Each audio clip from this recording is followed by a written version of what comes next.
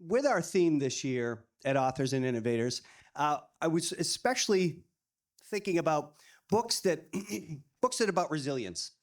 And it's hard to be resilient when economic circumstances or your physical health don't allow it. So we wanted to showcase some great books that talk just about that. So I'm delighted to kick us off with two of my very favorite books. That's why we picked them to run first. Two terrific books. Michael Stein, author of A Living. Michael recently stepped down from serving as Dean of the School of Public Health at BU. He's now Chair and Professor of Health Policy there. He's a primary care physician and an award-winning author of, count them, 15 books. I already asked him what his favorite one was, and he gave the right answer, my latest. So we'll hope that you will pick this up. But he's written 6 novels, 9 books of nonfiction, and it's a terrific read. It will stay with you. I'm also pleased to have Murray Carpenter with us. Murray, as you might know him from one of my other favorite books, Caffeinated. He's a journalist, and he's the author now of Sweet and Deadly, How Coca-Cola Spreads Disinformation and Makes Us Sick. He's been a journalist for a long while, focusing on science, health, climate, and environmental stories. He's reported it in The Times, The Post, Wired, National Geographic, NPR, and Maine Public Radio. And he's come down from Maine to join us. So thank you, Murray. Very, very happy that you're both here. So let me throw out really a question to both of you. And that really builds on our theme of resilience. From your perspective, I'm going to start with you, Michael. Why is working important for resiliency? Is this on? Can you hear me? First of all, thank you, Larry, for having this event, for being here, for loving books, and for inviting these people.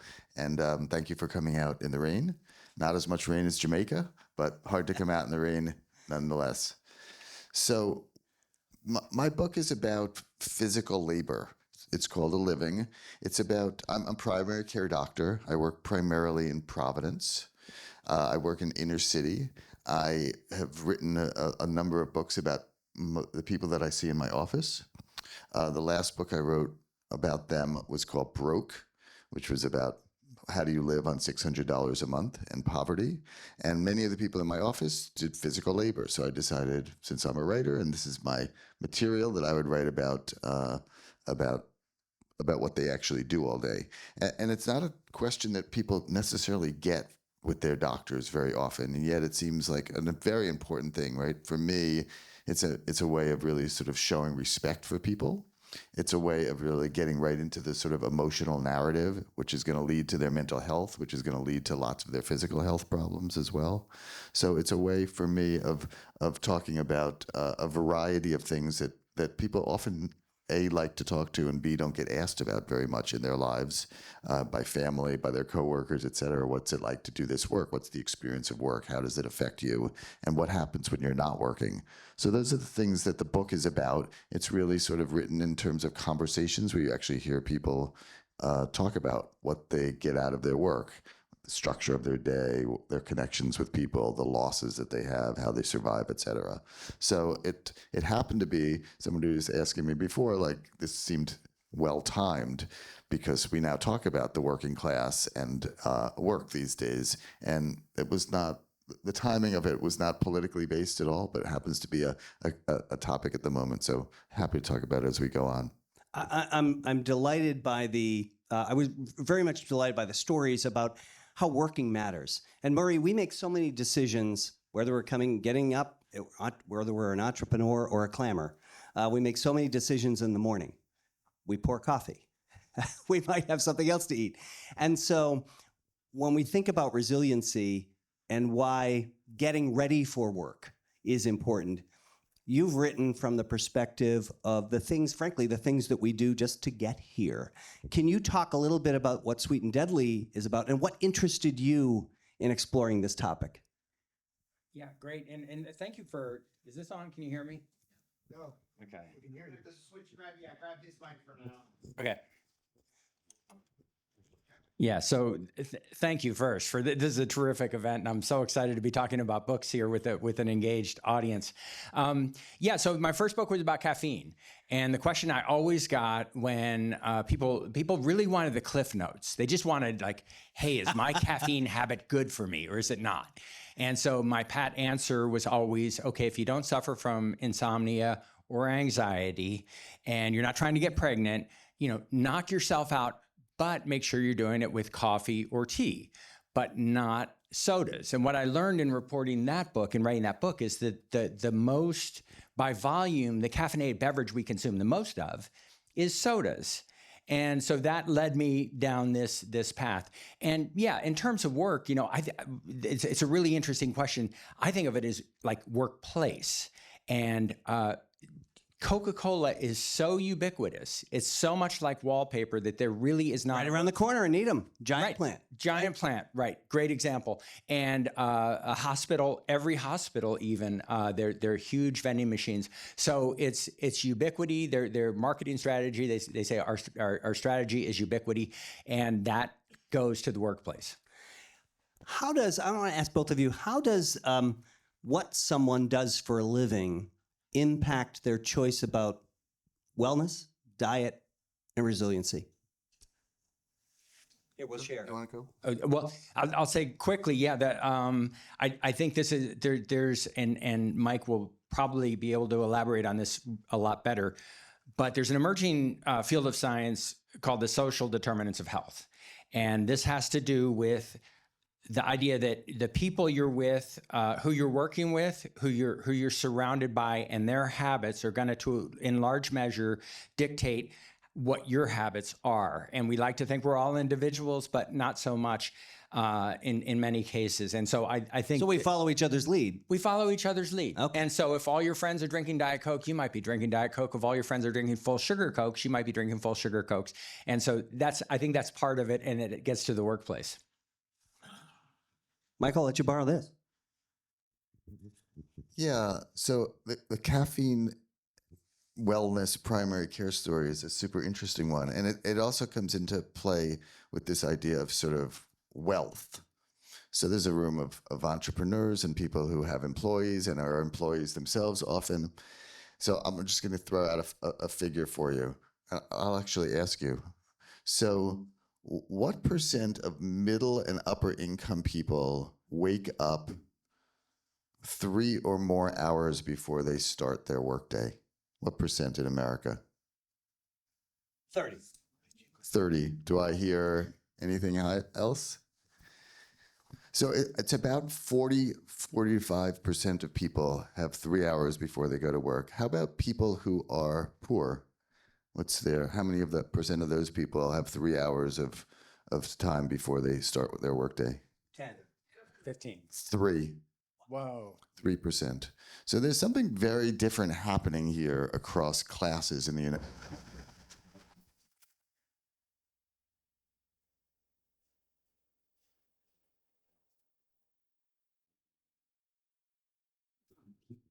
Well, Can you hear? Oh, I'm on. yeah, we'll keep going. Somebody didn't like that statistic. So I think, just in terms of sort of, as we think about sort of entering the workplace, that's just one factoid to keep in mind. Okay. We all get our information from different ways. People aren't reading newspapers the way they used to. So my question for both of you, Murray, you've been a journalist forever. Where do people get their information about health and wellness? Michael, you're talking to patients. Where are they getting their information about health and wellness? Well, I think that all the surveys that I read, I don't know the answer to this question in any way other than reading surveys, is it depends how old you are, right? And so if you're under 35, the answer here is TikTok. And about 80% of the health information on TikTok is incorrect. So that's where people are getting information. Of course, everybody now goes to Google. Used to go to Google, now they go to some AI platform, and so that's where they get information. People are very informed now coming in at every level, and if they're not informed coming in, they're informed as you're talking to them, as they take their phone out and encyclopedically tell you what you might be saying is wrong. I got this. Well, and I think the generational thing is really important. I mean, how many people in this room still read like a newspaper regularly? Okay, so yeah, I do too, but we're dinosaurs. Very few people are. Some people are reading on their computers, but it's a very much a generational thing. Social media, and yeah, increasingly it's Snapchat, TikTok, the things that we people of my generation aren't even familiar with or likely don't have an account on, that people are getting a lot of information. And this has impacted the very highest levels. Today, I think we're having confirmation hearings for the new Surgeon General, who is basically a social media, rose to prominence as a social media influencer. So it's easy to sort of discount this as just something of the youth, but no, this is the world we live in. This is where people are getting their information. And yeah, very often it's wrong. I was talking to Mike about this beforehand. You know, people love to go online and ask medical questions. They go on, WebMD, they go to TikTok or wherever. But really what you should do, like if someone has a medical question, ask your GP.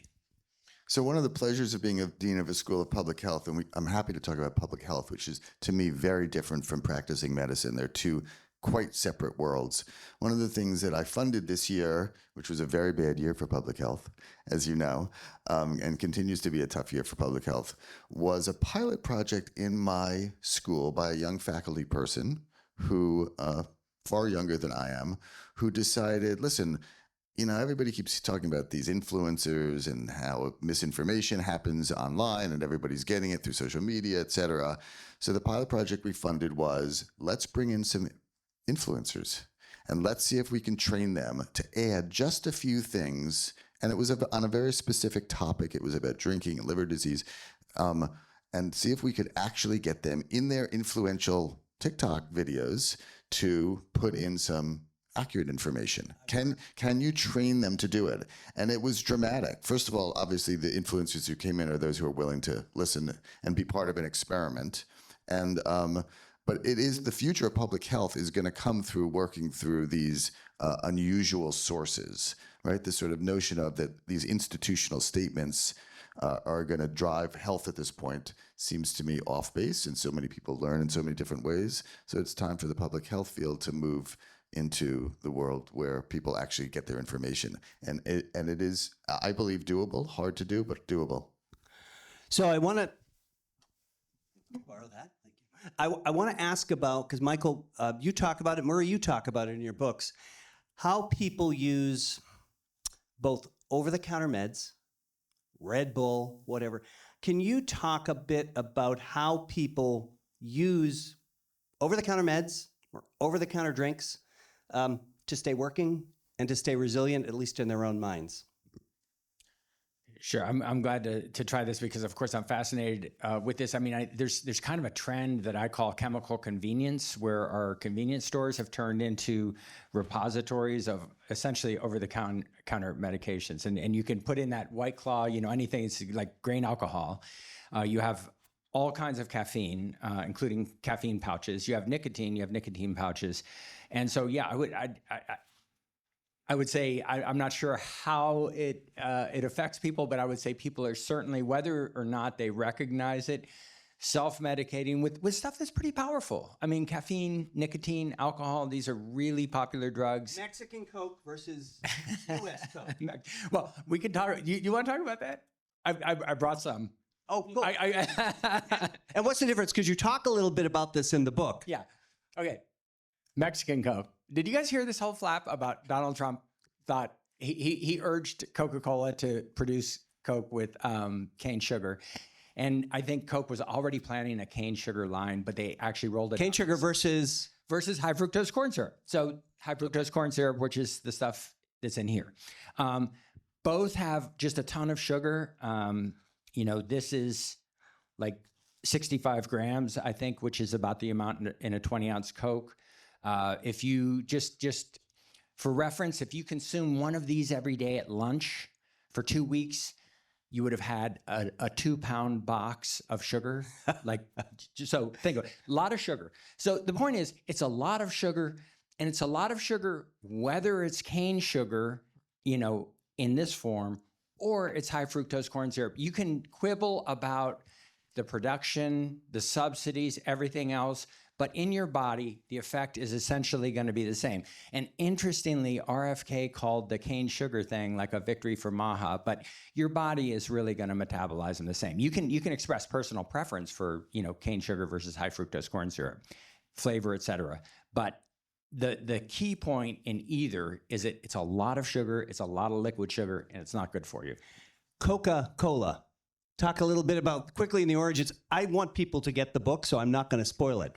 But it started, there's a reason it's called Coca-Cola. Yeah, originally it was like a tonic for fatigue, and it was sort of like a patent medicine, and there was some alcohol, some cocaine, and it really probably made you feel terrific. For a while. Yeah.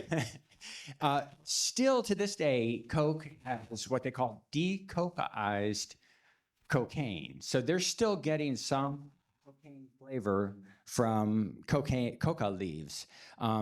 But originally, yeah, it was a stimulant. It was a tonic for fatigue. They segued from cocaine into caffeine in the early 1900s, reduced the levels around 1930, and settled on this formula that they have now, which is relatively lightly caffeinated, around before World War II. Interestingly, although the cocaine is out and there's still caffeine, Diet Coke, for those of you who like Diet Coke, it has about 30% more caffeine than regular Coke. So go figure. Good to know. Michael, you write about so many very memorable entrepreneurs. Of course. Before you go, let me Yep. let me just. Am I still on here? Yeah. I want to just say a couple of things. First of all, it's hard to sit on a panel with somebody who brings props. Luckily, I'm friends with Murray, and he warned me, so that's always tricky. I just want to say a couple of things about this question, sort of in the medical setting. You raised a couple of questions. First of all, this idea of sort of what I call polypharmacy, the use of lots of medicines, Yes. right? Anybody over 65, the average of people going to geriatricians have 13 medicines. Wow. I see people who are 35 and they have a lot of medicines. It's just that they're not prescribed medicines. People use a lot of over-the-counter things. They use a lot of nutrients. They use a lot of vitamins. They ask me about a lot of these things. They have a very different way of using them. There's a very different way we have in America of studying them, et cetera. So the notion of polypharmacy and it being out there is true even for young people, and it's a really important thing to think about, and hard for doctors to give you judgment about, because there's even those who go looking for evidence, it's hard to find evidence about a lot of those things. So that's number one. The other big thing I think that we're talking about again is sort of, I'm a doctor, which means I'll see you most of the time when you're sick. And the notion of public health, which is how do I keep you from being sick, is a very underfunded, unappreciated, unthought about part of American society, right? It's about 250 times less funded than actually getting medical care when you're sick.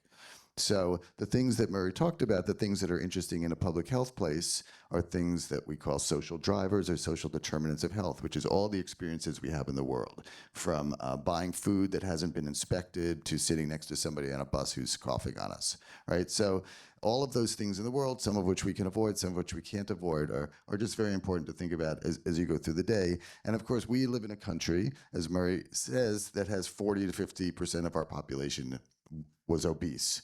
And we had really no way out of this until these new GLP drugs have come along, and that's a whole other story.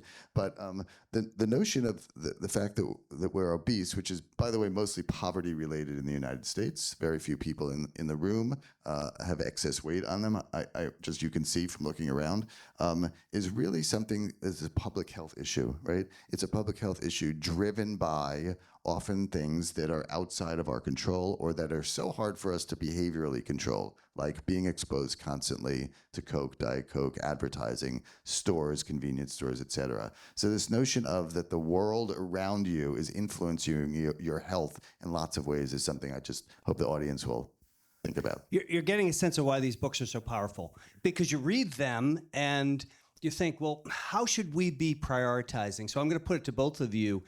Michael, you read this and say, what can I do? What should we be doing policy-wise to encourage more on the health, wellness, and resiliency side as a physician and based on you talking to patients. And Murray, I read this and say, we should be doing something.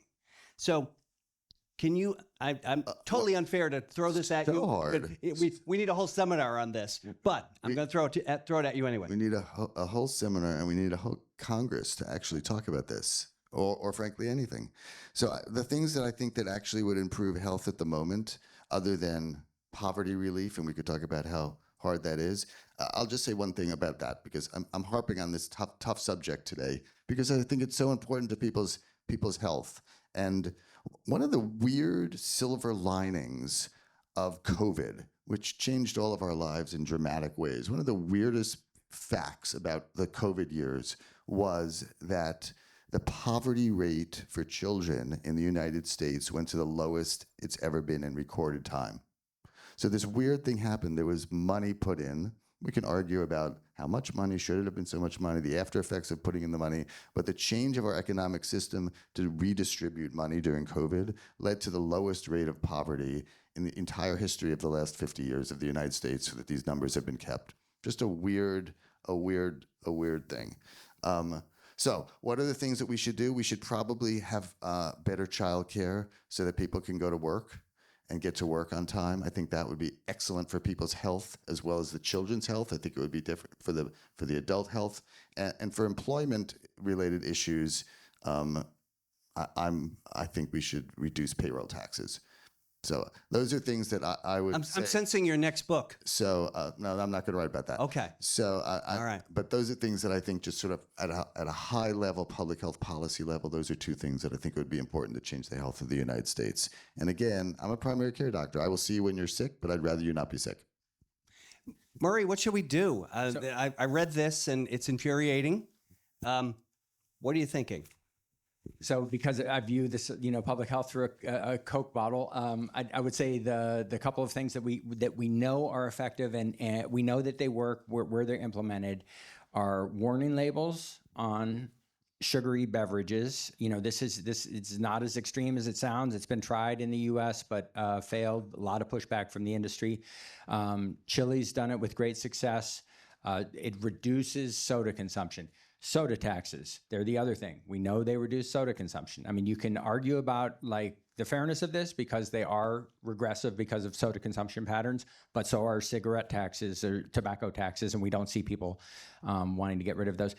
Worth noting, one other little aspect, a policy thing that RFK Jr. has promoted is he's allowed some states, with USDA, allowed some states to restrict the purchase of sodas with food stamp money. And that's something that a lot of people have wanted to see if it does reduce consumption. And so that's another policy issue that actually there is something that's happening. So those are sort of three things that can happen, but of those, the warning labels and the soda taxes would make the biggest difference in terms of reducing soda consumption. For all of these addictive substances, caffeine-related, sugar-related, et cetera, taxes are an incredibly the most powerful behavior changer in America.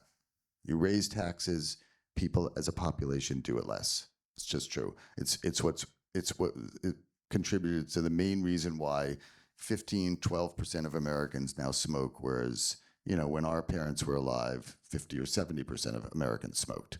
It's been driven down really amazingly, primarily by taxes. Doctors will take some credit for it, and medications will take credit for it, et cetera. But it really is a tax story in the United States. Michael, final parting advice for entrepreneurs who want to be resilient. The key is, finish that sentence. I think first of all, listen to your employees, talk to your employees, respect your employees. I think attention to your employees is going to keep people in your workforce and working every day. And then all the other things about resilience for yourself, it takes spiritual flexibility and self-reliance and adaptation to adversity. And those are hard things, and they have to be practiced. Murray? At risk of sounding like one of the Silicon Valley longevity gurus, I would say, really focus on health. Like the degree to which you can sleep well, eat well, exercise is going to not just improve your own state of mind and resiliency, but also that of those around you, the people you love. So that's kind of my tip. It's a book event, and I have to ask, what are you reading? I'm right now reading a book called Billion Dollar Loser, which is about WeWork, and it relates to this moment in time where there's been these bubbles and people are throwing billions of dollars at kind of crazy ideas because charismatic people pitch them very well, and so there's a lot of echoes right now. So it's a pretty interesting book. Michael, what are you reading? You've always got a stack. I read 2 or 3 things at the same time, but my favorite one at the moment that I think is really interesting is a book called "Is Buddhism True?", which is really about sort of mental health and meditation and how it can enter people's lives broadly. Outstanding. We have time for 1 or 2 questions. Guido. Yeah, Michael, from an employer perspective, what would you say are some of the, the best levers you could pull, cost-wise for, people that you see in your office? Oh, I don't know. I don't know the answer to that, Guido. We were talking about a variety of things beforehand. All I know is that private employers, private insurance is about 52% of the insurance market in the United States. I've never really understood why private employers haven't bent the curve on the cost of care, because the cost that you're paying for your company, for your employees, is astronomical. Even in the private market, of course, we're hearing a lot about it in the public market. So read your contracts with your with your insurance companies as you're contracting, particularly those of you who run big companies and may have some leverage. Read and understand what you are buying from your insurance companies and what that means for your employees. So I think I think the private sector has a big role to play in sort of bending the curve here. That is, I don't really understand why it hasn't happened. We have time for 1 more. Yes. This is a very light question for both of you. So we drink a lot of soda. Sugar's addictive. Caffeine's addicted. What is your opinion on diet caffeine-free soda? Well, yeah, and I think the addictive thing is it's really interesting. It's really a synergy, I think, of like cold, fizzy, sweet, caffeinated. That they kind of push all the buttons. So I think I would characterize it the way one of my sources, Frank Hu, who's at Harvard, put it, which is that if you're consuming this and you want to get away from it, diet soda is a great bridge away from it. If in terms of like long-term strategies, my suggestion would be go to something else that's caffeinated and cold, like iced tea, where you're also going to be getting polyphenols. But one of the things that I think the science is ever evolving, you would probably know more about this than I, Mike, but the diet sodas really do kind of wreak havoc with our perception of sweetness and can have effects on our perception of, and can have effects on our appetite. So you're eliminating the immediate acute sugar problem, but there may be other problems as well. So short answer, it's a great bridge away from sodas. Long answer, I would gravitate towards another caffeinated product if you can substitute it. Terrific. Dr. Stein, I have to have my caffeine. What's an alternative? Murray, are you a doctor? Like, that was the greatest answer I've ever heard. I think that I do think the alternative is water. I mean, right? The question is, how do you get that's the simple answer. The question is, how do you get there, right? So that's always the hard part. There, you're gonna have to work your own pattern depending on how high you start and whether you're willing to go through a taper, et cetera. But the answer here is water, tap water, not bottled water, which is ridiculous. Terrific. We're going to have to leave it there. Murray Carpenter, Michael Stein. The books are A Living and Sweet and Deadly.